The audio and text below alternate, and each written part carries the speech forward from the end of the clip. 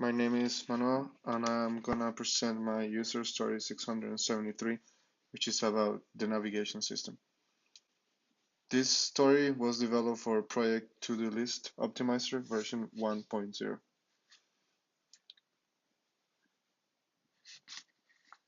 User story 673 was developed during Sprint 3. It is a required user story and it was assigned 16 points due to the complexity of it. As we can see here, Sprint 3 and navigation user story.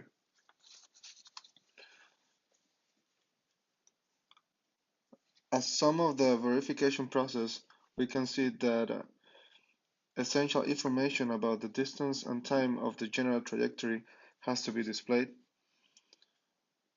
Also, we must display information about the next maneuver. Lastly, we must be able to stop and start the navigation at any time. Next, in our feature document, we can see more information about the user story 673. One aspect I would like to focus on this document is the flow of events of the user story 673.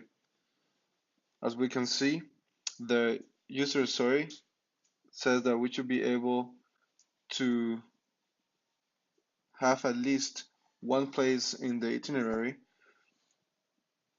The user also should be able to start the navigation pressing the navigation button. And also the user is presented after the navigation button is pressed, is presented with place she or he is heading to and some information such as the estimated time to that target place. So let's go to a demo now to see how this performs. We are already on the main view, and for the purpose of this demo, some places have been added to the application. Here we can see that the user is presented with an easy to follow structure of all the places added, like Home Depot, Navarro, Metro PCS. Also, we can see that each of those places, once you click them, you can see the tasks that are due once you arrive to the place. In this case, Home Depot, we need to buy batteries, buy water, wires, etc. Now, on the bottom part of the screen, we can see the expected amount of time that would take to traverse all these places. In this case, it would take 36.5 minutes to go to all these places. Also note that all these places are already on the best order that you can traverse them, being Home Depot the first place you need to go and Metro PCS the last place you need to go. We also have two options on the bottom part of the screen. One is the plus button, in which we can add another place if the user wishes to. The other button takes us to the map.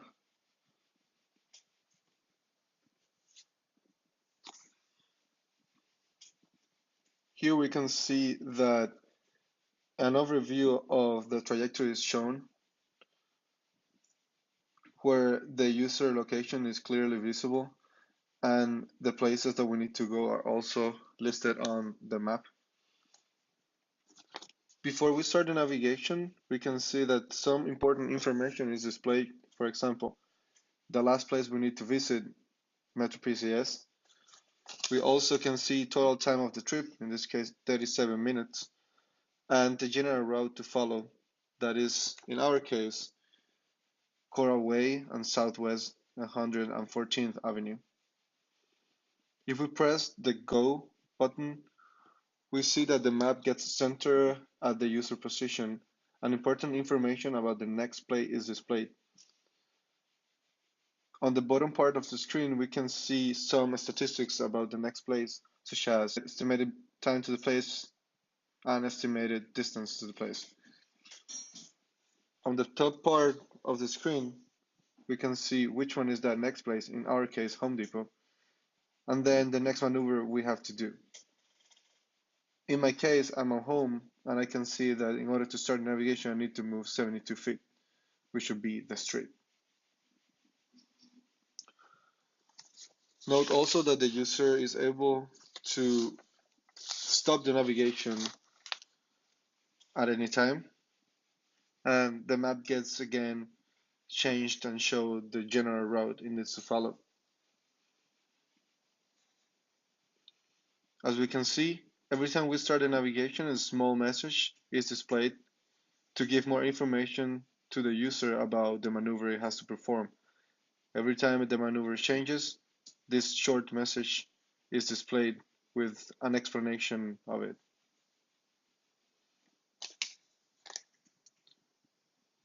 With relation to gathering data for the navigation, we can see here that when the map scene gets mounted, a listener is set up. Every time the user position gets changed, the route gets also changed. In our case, we want to call Google API to see if there has been some changes in the general route. Also, every time the user changes location, we want to check if the user is already on the destination place. In our case, if it's less than the minimum distance, which is 20 meters, as we can see here. Now, every time this data gets changed in the application status, two components are updated. Maneuver bar, which is the bar that is shown on top of the map, gets changed with the new values of the current leg, which is the current segment which we are in this case going to Home Depot. And also another component is the control bar on the bottom part of the map, which shows important information about distance and time is also updated. Well, this has been a presentation of user story 673. If you have any questions, you can contact me at this email shown on the screen. Thanks.